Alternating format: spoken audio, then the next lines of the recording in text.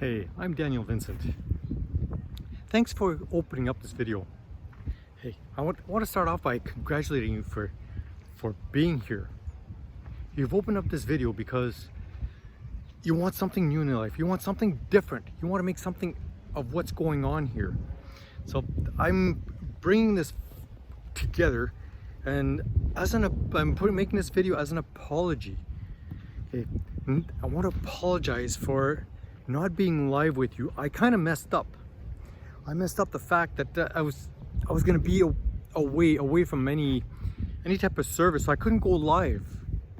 So I couldn't go live during the times that I mentioned I was going to. So I apologize for that. But welcome to this masterclass. Welcome to a masterclass about changing your own life. So if you're living with epilepsy, you are going through different stages and things are happening. But here's a masterclass where I'm going to share with you some of my techniques that I use to eliminate my seizures, to reduce my seizures. And I've gone a whole quite the length where I don't take any medication anymore.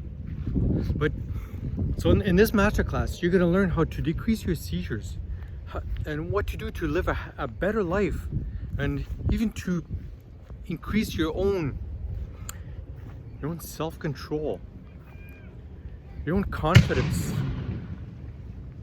And yeah, that noise was just it's where I'm at now. I'm away from any type of service, but I'm in a scenic area, so this is just something that was going on in another location.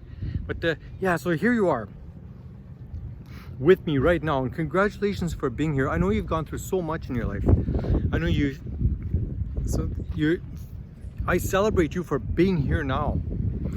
I celebrate you for the fact that you're here in spite of what you've gone through throughout your whole life. Look at the things you've done in the past. Look at what you've gone through, and think about it. Yes, you're still here with me. You're still here. So congratulations. Celebrate yourself, my friend, because you deserve it. Now, in this class, I'll be touching on your stress, on what stress is all about and why it's created. And we all know what stress is like, because in today's world, there's stress everywhere. You're not alone. We're all dealing with stress, but it's how you deal with it. The level of stress that you're going through. And living with epilepsy, I know the stress levels can be really high, because for one, a lot of us are dealing with self-esteem issues. And I, for one, understand, because I've been there. I understand what self-esteem is all about, where there was a time when I had none of it. And my self-esteem was zero, and I had to look up to see bottom. And that's where I was at. Yeah.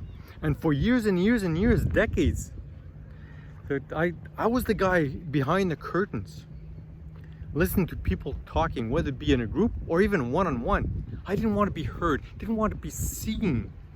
I didn't want anyone to understand where I was. And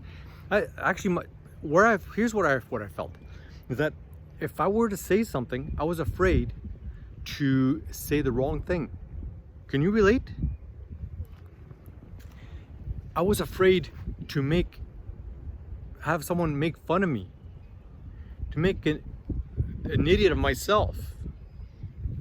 So, and that's where I was at. So I decided to put myself in a bubble where nobody could affect me anymore. Self-esteem is a huge issue. As you're growing up, even myself, I'm growing up, and we understand that people are on the outside can be cruel, and there's a reason for that. They just don't understand where we're at. They don't understand what's going on. And so many times, when I was going to school, let's picture back when in kindergarten. When I was going to school, And my first day of school, I walked into school and mom told me, says, Dan, you're gonna meet a lot of friends. And I did. I met a lot of people and I was ecstatic because I didn't have any friends. Sure, I was 5 years old. But at 5 years old, I had my first, or actually my second bout of rejection at 5 years old when I walked into school. And I was living with epilepsy already. I walk into school and it was like a chatterbox. The kids were talking everywhere. They were talking about their siblings, their brothers and sisters, their mummies and daddies, and life in general for what they understood. So as they would move forward, as they did things, they talked, and everybody was sharing stories, and you know, so was I. By the next day, I walk into school, and that very next day was a game changer because I had my very first seizure, like at school. So I had seizures in the past, but my first seizure at school. So I started the same day talking with people and talking with my classmates, and I was ecstatic. It was so much fun. And all of a sudden, I noticed that the people in front of me, those who I was talking with, were distanced. They took a step back. And at this point, I had no idea what was going on. I was 5 years old, and my first seizures were partial seizures. They were focal aware. And these partial seizures were in a form of blank stare or blinking. So as soon as I was talking, and I just happened to stop. I stopped talking, and here I was. Now I'm in school and nobody knows what's going on here. And I got out of it because this was done while I was unaware. So I got out of this feeling, and I look around and people had distanced themselves from me further back. And so I questioned, I didn't know what to think of it. I looked down, looked at my shirt, and there was no mustard or ketchup stain on it, which could have easily had at 5 years old. But I didn't understand. So that was one of my bouts of rejection. I felt as though people didn't like me. And can you relate? So that was my first bout of rejection. But the second one, but my very first one was when I was actually maybe 2 years old. And yeah, at 2 years old, you can get rejected. So let's go back in time. Here's a story it's something my mother told me. It's a joint venture between her and I. And here's a story of myself. Actually, see, mom told me that one day when I was maybe just over 2 years old, and she says, Dan, we're going back to the hospital. But at this point,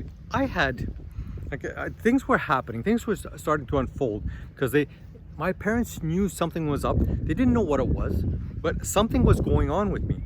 So tests need to be required. So I had been in and out of hospitals, and actually considerably. And at this point in time, mom told me, says, Dan, says, you're going back to the hospital. And okay, as a 2-year-old would understand. So I got into the hospital, and as I was in there, mom told me, says, you'll be here for a little longer this time. So again, as a 2-year-old, okay. So the story I'm about to tell you was one of 3 shifts that I had in my life. 3 periods that shaped my life. And this is one of them. And you'll understand why. And I'm in the hospital, and all day long I'm going back and forth and doing different things and going to different rooms, and tests were being done. By 7 o'clock, it says mom and dad were both there with me. And this was kind of unusual because dad was with me. Both my parents were with me, and usually it was just mom. But so this time around, I got there, and as the whole day went by, at 7 o'clock, there was this knock at the door, and a loud knock. It says, "Mr. and Mrs. Vincent, visiting hours are over." So Mom looked at Dad looked at Mom, and so Dad walked up, and I'm from a northern part of Canada, so this was in March, so it was very cold. So Dad picked up a winter jacket, Mom's winter jacket, and I got up, and Mom looked at me and says, "You can't come." Yeah, you can't come. And I latched onto her, Mom, and I started crying. And as this was happening, the nurse who had knocked on the door comes barging in, comes running in, and peels my arms off my mother. As I witnessed both parents going down the hallway and leaving. And I sobbed myself to sleep that night in that nurse's arms. The next morning, I woke up. To find no Mom, no Dad, complete strangers around me, and that nurse who was comforting me, she was even gone. Now, little did I know about shift change, but there was no one. I was terrified as a 2-year-old, all alone, no parents, in an area unformed, like kind of foreign to me, because I had been in and out of hospitals, but never an overnight stay that I could remember. So Mom came back, and I was happy again. Then all day long, back and forth, and 7 o'clock came around again. Sure enough, Mr. and Mrs. Vincent, visiting hours are over. I looked at Mom, and I said, "Mom, can I go home?" She says, "No, sorry." She says, "But why, Mom?" And these are little bits and pieces that I still recall when I was 2 years old. She says, "You're not well, you're sick." Now, as a 2-year-old, I didn't have a bellyache, no blood, no headache. I wasn't sick. But then I happened to look down. Oh, there goes that noise again. Yeah, that was just someone firing a rifle. I'm in a historical area. So yeah, so here I'm looking down at Mom's belly, and she had been for about 8.5 months now. She had been getting my hand on a big fat belly and make me feel some feet and a body twisting in her belly. And that moment shifted my way of thinking. I knew what was going on. I knew exactly what was going on. And that's when all my emotions stopped. I looked at Mom looked at me, and I knew what was going on. I was being traded in. Now I was 2 years old. I didn't understand this. But that's what it was back maybe 50 plus years ago. And that was my first bout of rejection. And the second one was what I explained about those students, my classmates, who took a step back. So, and reason why I bring this up is because stress comes from somewhere. My self-esteem was already on its way down. I was already doing what I wasn't, or going through a path I shouldn't have been going. And that was my self-destruction on the way down. And as I grew older, things got worse. So I stuck to my bubble. And if you can relate in any way, shape or form through what you've gone through. So stress is on its own. So we get stressed. Why do we get stressed? Because things that have happened in the past, or something that's coming up in the future. If you think about that, stress on its own comes from a moment past, something you might have gone through, something that you might have be sitting back, says, why did I do that? Or if only, if things would have been different. If we can do that all day long. And what does that give us? It creeps up and it climbs our anxiety.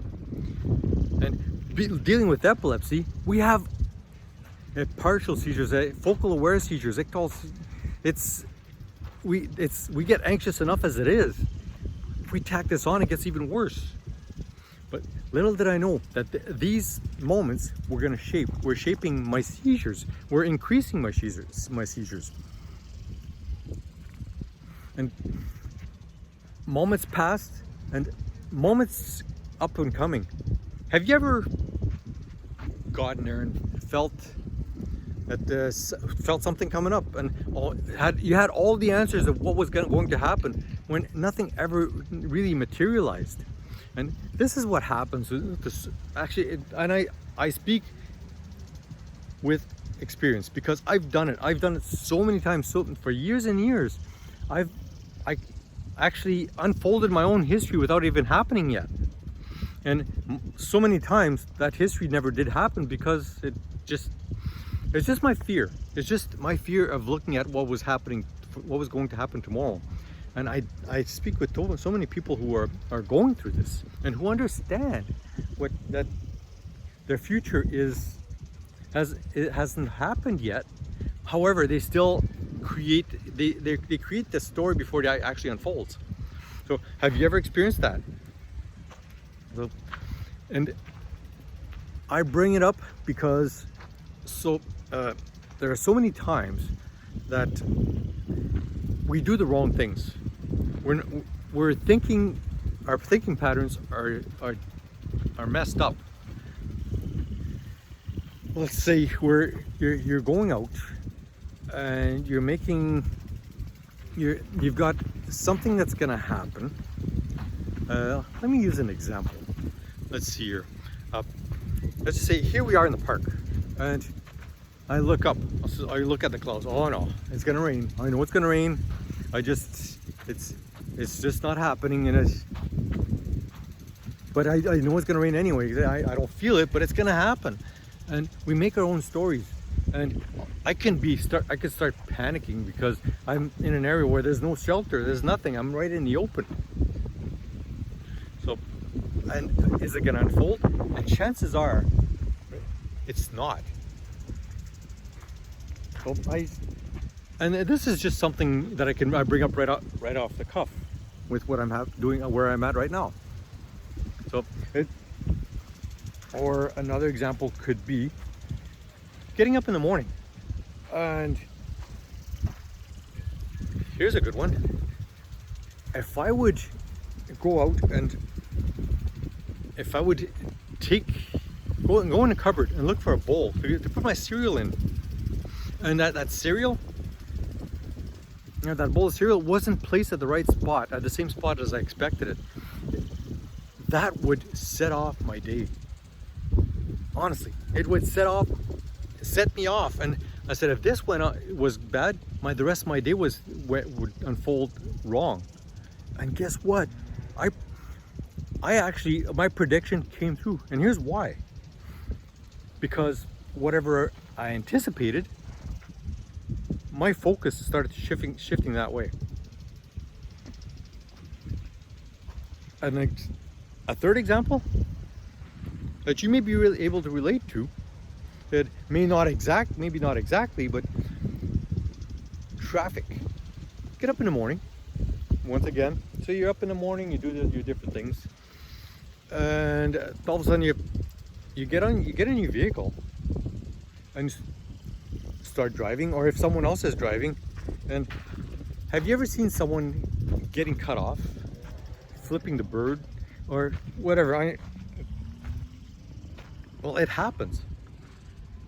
And have you ever been cut off or been in a vehicle with someone who got cut off?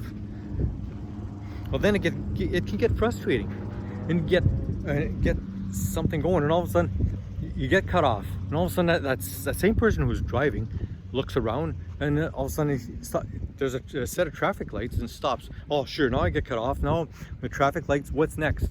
And all of a sudden, here, but I'll tell you what's happening. That every time you're actually setting yourself up, and you're setting yourself up for the next thing, because your mind is set on looking for whatever happened last. So if you've gone through a bad event, then sure enough, this is exactly what you'll be looking at. You'll be looking at next. You won't be looking at for the good stuff, and your day's going to unfold, and by the end of the day, you'll say, "See, I had a bad day today, and all started because someone cut you off." What if that one person who cut you off? What if that person was actually we didn't do it purposely, wasn't thinking? We don't know what happened. Possibly that this person had an emergency get to, or maybe the daughter had to bring a daughter to the hospital, or second, maybe the person went through a breakup or lost a mother. We simply don't know. What if we had that perspective before that happened?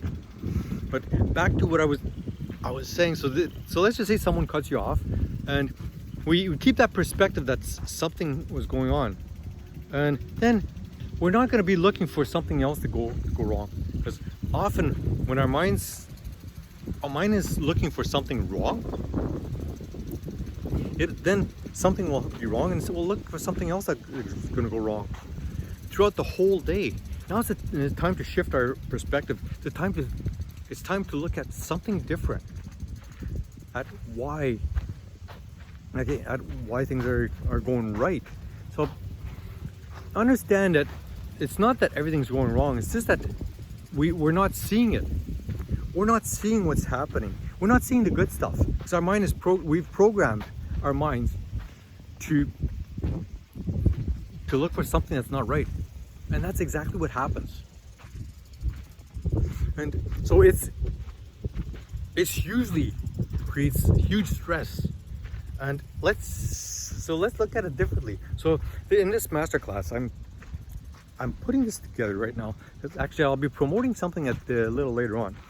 Because I'm promoting a membership program. Yes, and it's a membership program that it's for you. It's to understand what you're going through month after month. And I understand that so many things are tough, but if we're doing it alone, it's even harder. Now, as you're going through things, and how about having a support system? And that could be a support, or it's a membership program, and I'll be talking about that a little later on. I'll get into more details. But back to stress. Your stress can be related to so many things. Like these are scenarios I've just given you, but I follow a triangle, and I call it my personal triangular methods. These methods are keeping my seizures away, because my seizures have many triggers, and I mentioned early on that I'm taking no medication. So I take no medication, and here's what it does for me. It allows me to experience everything. So, and if I have a seizure, I get to reflect and know where it's coming from. Now, if I'd have a headache and I'd be taking an aspirin, and my headache would go away. And have you ever taken an aspirin, Tylenol, ibuprofen, or something alike? The chances are you have. When you take that, headache goes away. Maybe a month later, take another headache, another aspirin, headache goes away. But where's that headache really coming from? Why did it really happen? Nobody knows. Same thing with our seizures. Now, by not taking any medication, our seizures can actually have a different effect. Sure, but if we get to understand where our seizures are coming from, and that's what I get to do. So if I have a partial seizure or a focal aware, I look back and say, okay, what did I do different? So back to my triangle. My triangle is, the very top is to reduce my stress. That's a major. And The second one is to get my proper diet and fitness. And the third one, on the third corner, is my sleep, my rest. And that's what I do. So that's my triangle. This triangle alone keeps me away from seizures. So I understand these three. I understand my diet, understand my fitness, understand how much sleep I need every single day, and I can't deviate, because if I deviate, everything changes. And then there's my stress. So what else can cause stress? So let's just say you don't eat well. You decide to eat something that's really not good for you, and because you didn't eat well, it could start creating stressful situations on your part. What if you don't eat? Well, how about your sleep? Have you ever been sleep deprived? Have you ever had little sleep, or just always feel tired? If you don't get the proper rest, the rest that you need at night, or the amount of sleep to get, well, that creates tension in your body, and tension in your body will create stress. So stress can come from so many areas, and this is why I'm creating this membership program, so that you can get, you can actually get a step-by-step from me, from different things that are going on in my life. And I talk about a lot of different things and things that are relative to you at this moment. And through this every month, a 1 month encounter. So I get on every month. I get on live with you, and I teach for about 30 to 45 minutes, and then I have a Q&A. So it's a question, and if you have any questions, I'll answer them for you. I'll get out there, I'll answer as many as I can, so that you can understand, so that if you have something, and this is how you get the knowledge from me directly. So this membership program, so again, every month I go on live for 30 to 45 minutes. And with this, you'll have access to actually different perks, the different things I've got going on. So it's a membership program that it's yours to discover. It's yours to really gain. You gain so much from my knowledge every single time. So stress is huge. Stress is enormous. Now, could you be guilty of eating the wrong thing? Of having a bad diet? Is this something that you could be doing, or lack of sleep? Hey guys, and if you are, you're not alone, because I've been there. I was there for so long. And when I grew up, I didn't know that diet had anything to do with my seizures. I had no idea that my sleep had anything to do with my seizures. And I grew up on Kraft dinner. I grew up on a lot of pasta, a lot of carbs, a lot of sugars, and as most of us have, not knowing what it was doing to me. I grew up with all kinds of different things. And as for sleep, I remember my mother years ago, she would tell me, I'll sleep when I die. Just, wow, really? By doing this, you know how much production you lose, how much cognitive abilities you lose by not sleeping right? It's by not sleeping right, we lose so much. And my sister, as an example, I hope she doesn't mind. I'll use her as an example, where if she, and for years, as an executive, she would put in 100-hour weeks, hours of work, and she's not unique. There's so many others that I know.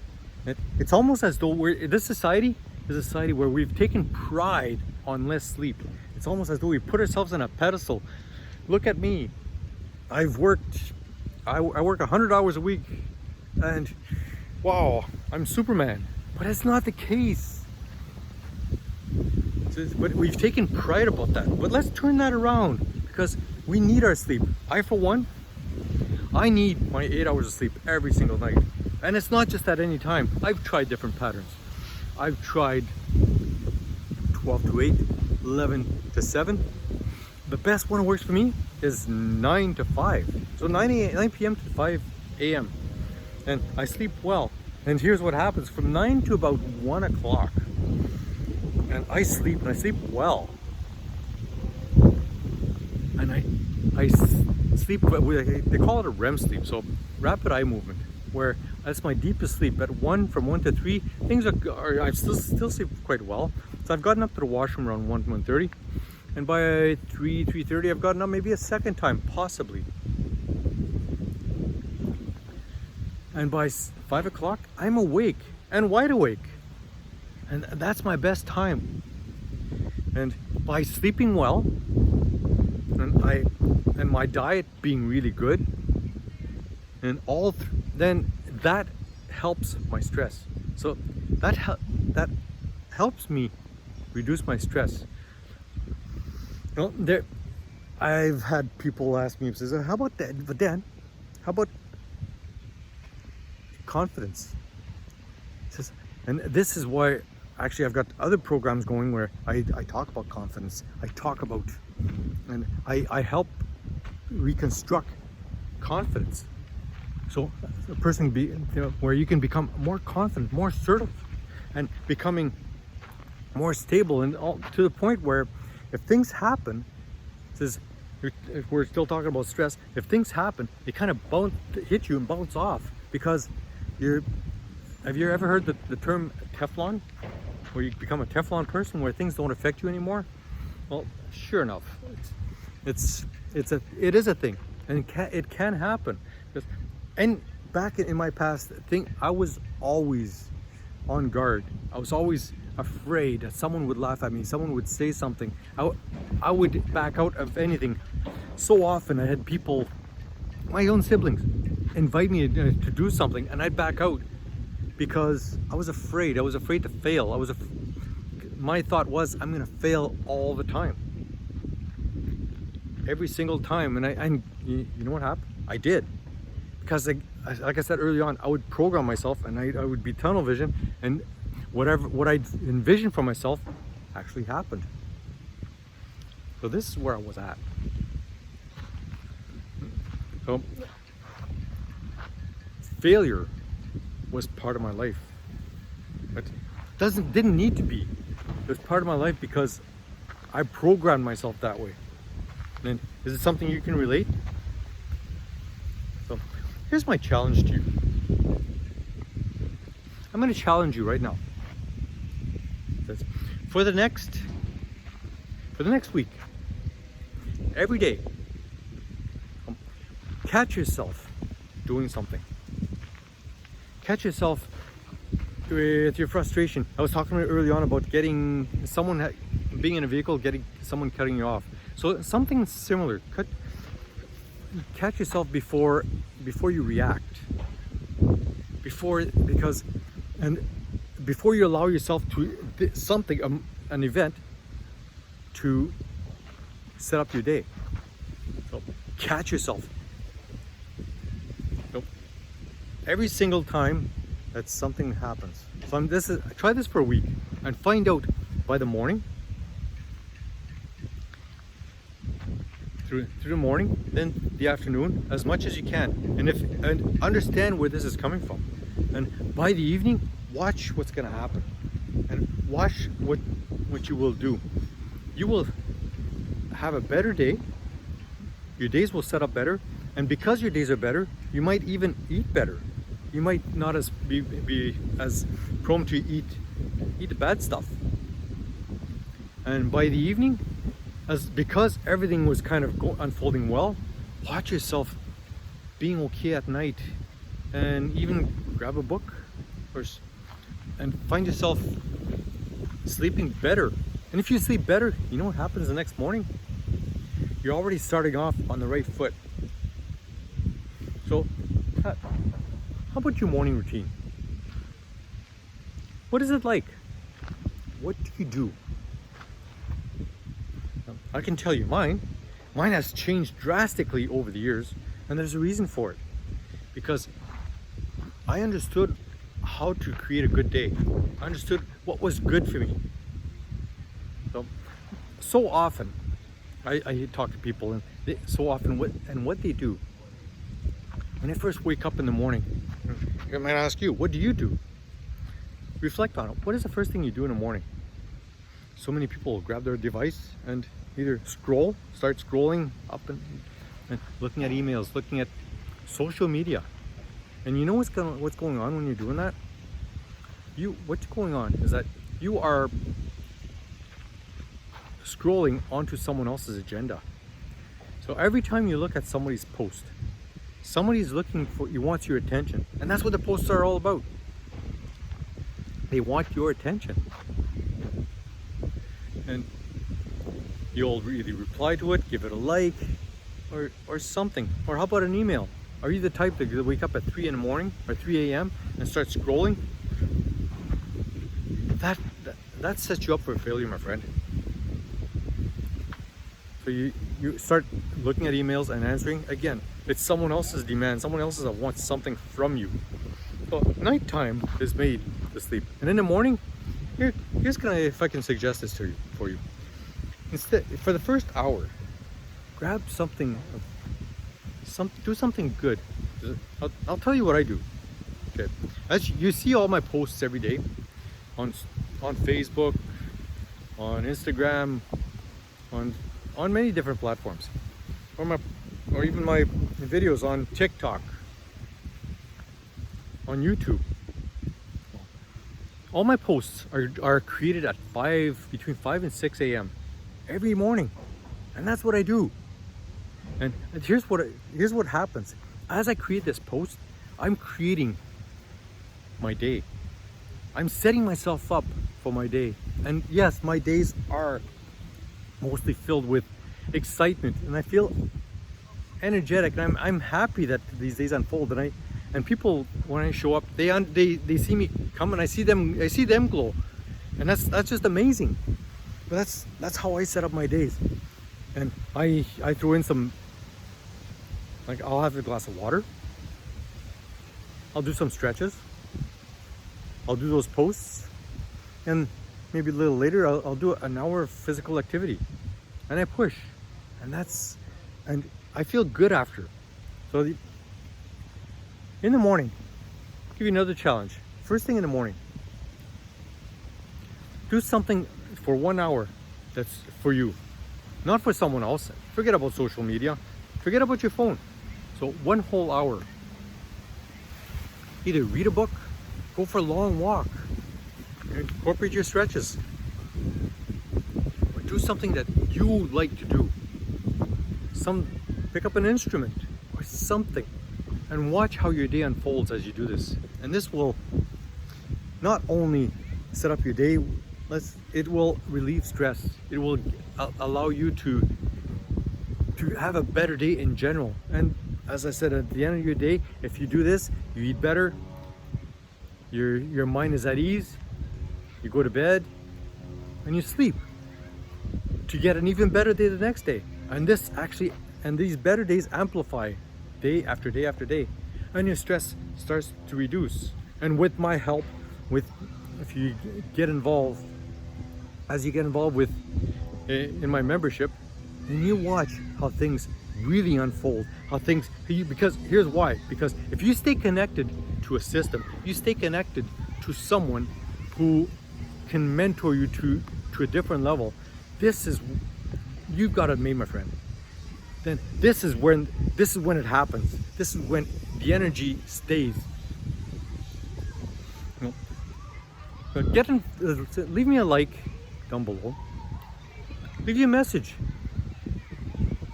So reply to an email. Let me know that you want to be part of this membership. And I would just love to have you involved.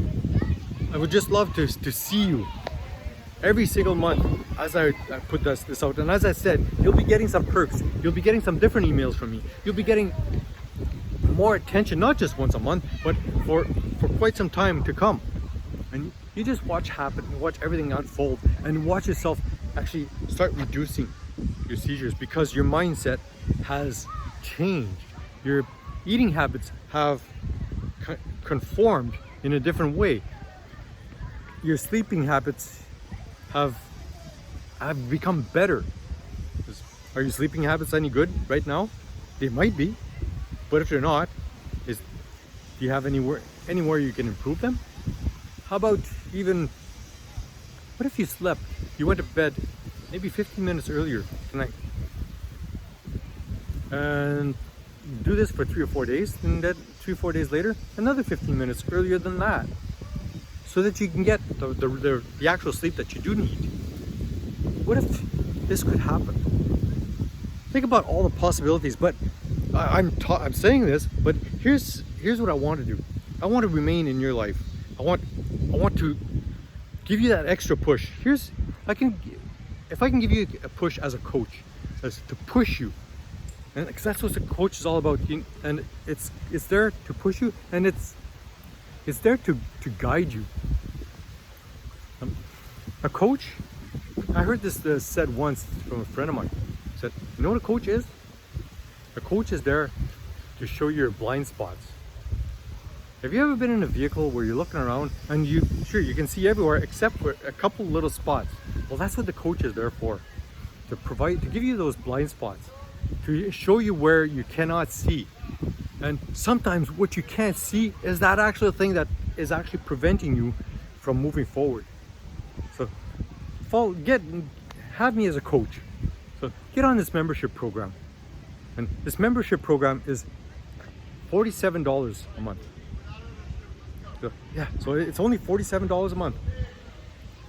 So, and here I'm going to be every month, and with you, and guiding you, and showing you the path, sharing what I have, what I've flowed through, what I've done, what I've experienced.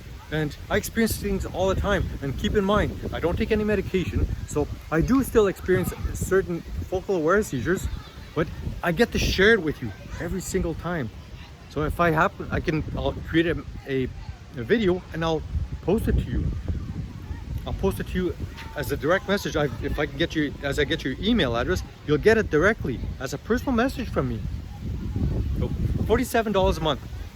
So get involved with my membership program, my friend, and you watch how your life will turn around. You watch how things can develop. So follow me every single month. Get involved. Have me as a coach, and watch your whole life unfold in a different way. Your seizures, you'll become more confident, become more assertive, and in the result, both these together, you will absolutely become somewhat happier. And if you're confident, assertive, happy, that means your stress has reduced. That means your diet has changed. That means your fitness program has increased, because I'll be sharing a lot of this stuff as I go along.